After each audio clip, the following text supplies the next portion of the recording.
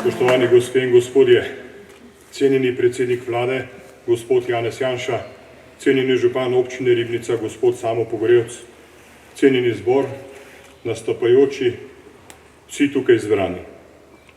Toplo pozdravljeni v imenu Državnega sveta drugega doma slovenskega parlamenta ob državnem prazniku, dnevu upora proti okupatorju.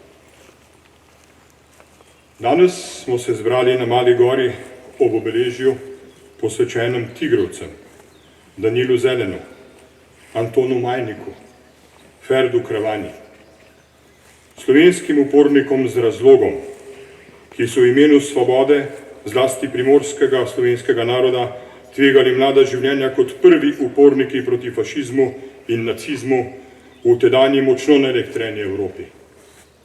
Prvi so na lastni koži začutili, kaj pomeni fašizem in kako zahrten sovražnik se skriva v njem.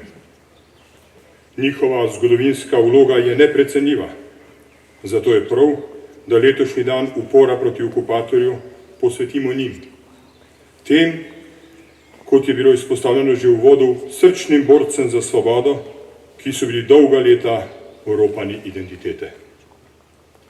Dejstvo je, da je bil njihov prispevek k svobodi dolga leta zamolčan. Prav tako tudi zgodovinski pomen borcev tigra. Njihov način razumevanja slovenstva in samoodločbe naroda je pustil pečat tudi na kasnejšo osamosvojitveno pot Slovenije. Srčni in pogumni so se uprli močnim temnim silam, ki so si želele podjarmiti cele narode. V sodobnem času lahko povežemo paralele boja tigrovcev z željo in zahtevo slovenskega naroda po svobodi in samoodločbi. Vsak narod ima elementarno pravico do obstoja in izražanja nacionalne samobitnosti. Svoboda je vrednota, ki je nad življenjem. Življenje brez svobode ni življenje, ampak je životarjenje. Slovenci smo maloštevilčen narod, zato se pa moramo zavedati, da se boj za svobodo odvija po vsem svetu vsak trenutek in da je lahko že jutri nepredvidljiv in tu, pri nas. Tudi po več desetletjih miru, ki nam ga je uspelo vzpostaviti v naši sredini. Ne smemo molčati in zgolj strani opazovati boje drugih, malih narodov za svobodo in neodvisnost. Padec vsakega izmed njih je lahko korak bližje k padcu našega naroda.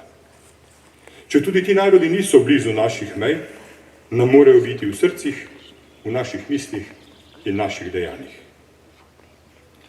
Svet, v katerem samopašno dominirajo veliki in ogrožajo pravice majhnih, je svet gorja in krivice in takega sveta ne želimo zapustiti našim prihodnjim rodovom. To so videli tigrovci, to smo videli tudi mi usodnega leta 1991 in to danes vedo Ukrajinci. Duh tigrovcev ni umrl, še kako je živ med nami. Pripravljen, da se vsak trenutek, ki ga narekuje zgodovina, dvigne na naše ljudstvo in ga prevzame z vso močjo. In danes, tukaj, imamo enkratno priložnost, da se poklonimo njim, tem tragičnim usodam, ki jih je zgodovina skušala zamolčati. In da zakrpamo to luknjo v spominu na pieteten, spoštljiv in tudi poučen način. Nič ni narobe, če se Slovenci delimo po svetovnem nazoru, veri, življenjskih navadah, če smo le enotni v enem. Slovenski narod je svoboden in suveren na svojih slovenskih ognjiščih. Nikoli nismo bili agresori, smo pa znali svojo obrudo braniti pred njimi in jo bomo znali ubraniti tudi v prihodnje. Vse, dokler bo živ slovenski duh uporništva in ponosa. Ali, kot pravi naš največji poet, manj strašna noč je v črne zemlje krili, kot so pod svetlim soncem sužni dnovi. Spoštovani, veliko je besed sovraštva, zamir in krivde med nami, pa vendar so tudi besede ponosa, sodelovanja in povezovanja, ki prinašajo bolj svetlo luč med nas in bi jih prav zato morali imeti za zgled v naših dnevnih peripetijah in razprtijah. Naši predniki so znali v ključnih, viharno temnih trenutkih poiskati svetlobo. Dajmo jo tudi mi danes, v dneh svetlobe in blagostanja, ki nam ni nikoli bilo podarjeno in samoumevno. Naj bo ta praznik dan upora proti okupatorju, praznik slovenske trme, poguma, vstajništva, pa tudi praznik svetlobe in miru. Praznujmo ga že za voljo naših pogumnih prednikov kot en povezan narod v duhu solidarnosti in strpnosti. Dovolite, da dokončam s starim latinskim rekom.